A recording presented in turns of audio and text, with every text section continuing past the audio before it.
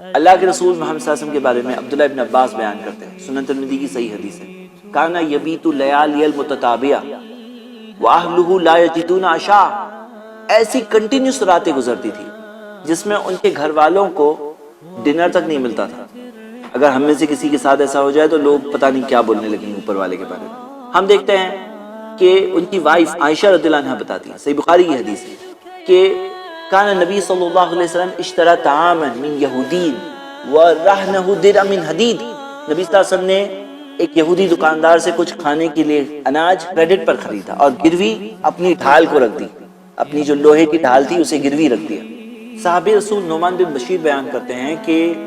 لقد رأیت نبیکم، میں نے دیکھا تمہارے نبی کو صلی اللہ علیہ وسلم، وما یجد من الدقل ما یملأ به بطنہ، کہ انہیں ایسے کم درجے کے کھجور بھی نہیں ملتے تھے جس سے کہ وہ اپنے پیٹ کو بھر سکتے۔